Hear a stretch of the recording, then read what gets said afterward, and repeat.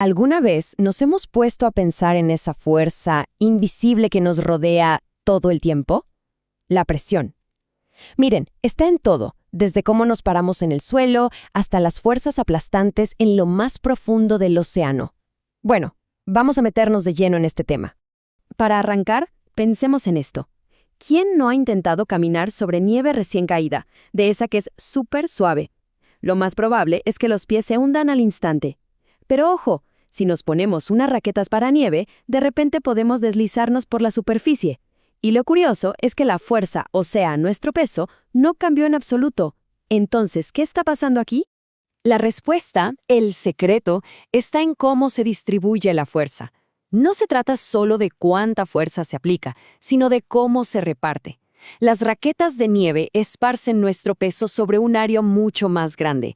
Esto reduce la presión y ¡listo! Ya no nos hundimos. Es el mismo principio que hace que un cuchillo afilado corte también. Concentra toda la fuerza en un borde pequeñísimo, creando una presión increíble. Y bueno, esto nos lleva derechito al concepto fundamental de hoy. Así que vamos a definir qué es exactamente la presión desde el punto de vista de la física. A ver, la definición formal dice que la presión es una fuerza normal, o sea, que va perpendicular a la superficie que un fluido ejerce sobre esa superficie, dividida por el área. Y cuando hablamos de sólidos, como en el ejemplo de los pies, el concepto es el mismo, solo que se le llama esfuerzo normal. Para medir esta fuerza, usamos una unidad que se llama pascal. Un pascal es un newton de fuerza repartido sobre un metro cuadrado. La verdad es que es una unidad muy pequeña, así que en la práctica casi siempre vamos a oír hablar de kilopascales o kp, que son 1000 pascales. Ahora que entendemos la idea, veamos cómo se mide en el mundo real, porque hay un detalle súper importante que a menudo se nos escapa. Todos hemos visto un medidor de presión de llantas. Si marca, digamos, 32 psi, que son libras por pulgada cuadrada, nuestra intuición nos dice que esa es la presión dentro de la llanta, y ya. Pero, ¿de verdad es toda la historia? Pues no exactamente. Resulta que la mayoría de los medidores están diseñados para ignorar la presión que ya tenemos encima todo el tiempo, la presión atmosférica. Lo que realmente miden se llama presión manométrica. Así que, aquí está la diferencia clave. La presión absoluta es la presión de verdad, la total, medida desde un vacío perfecto, desde cero. En cambio, la presión manométrica, que es la que leemos en la mayoría de los aparatos, es la presión que está por encima de la presión atmosférica de donde estemos. Para encontrar la presión absoluta total dentro de esa llanta, simplemente hay que sumar.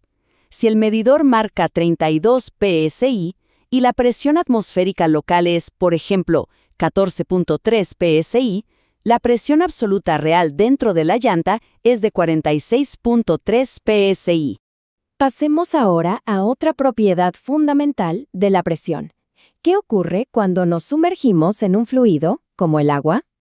La regla es simple. La presión aumenta con la profundidad. Imaginemos una columna de agua. Cuanto más abajo estemos, más agua tenemos encima, y todo ese peso extra va creando más y más presión. Es como si el agua se fuera apilando. Las consecuencias de esto se ven en el mundo real. Miren esta presa. La fuerza que el agua ejerce no es la misma en toda la pared. Va aumentando desde cero en la superficie hasta un máximo en el fondo. Por eso las presas siempre se construyen mucho más gruesas en la base. Ahora que parece que ya entendimos las reglas, preparémonos para una que desafía la intuición. Esto nos lleva a lo que se conoce como la paradoja hidroestática. Aquí viene la pregunta clave. Si tenemos varios recipientes con formas muy diferentes y con distintas cantidades de agua, pero todos están llenos hasta la misma altura, ¿la presión en el fondo será diferente? Pues la respuesta es no. Y es una de las ideas más fascinantes de la hidrostática. Como se ve en estos vasos comunicantes, no importa la forma del recipiente, el ancho del tubo o la cantidad total de agua. Si los recipientes están conectados, el agua alcanzará la misma altura en todos ellos. ¿Por qué? Porque la presión a cualquier profundidad solo depende de esa profundidad, no de lo que haya encima. Esta afirmación lo resume todo a la perfección. A la presión en un fluido solo le importa una cosa: ¿qué tan profundo está? No le importa si está en un tubo delgadito o en un tanque enorme. La forma es irrelevante. Y esto nos deja con una última idea para reflexionar. Basado en lo que acabamos de analizar, si medimos la presión a 1 metro de profundidad en una bañera y luego a 1 metro de profundidad en medio del Océano Pacífico, ¿dónde sería mayor la presión? La respuesta ahora ya la sabemos.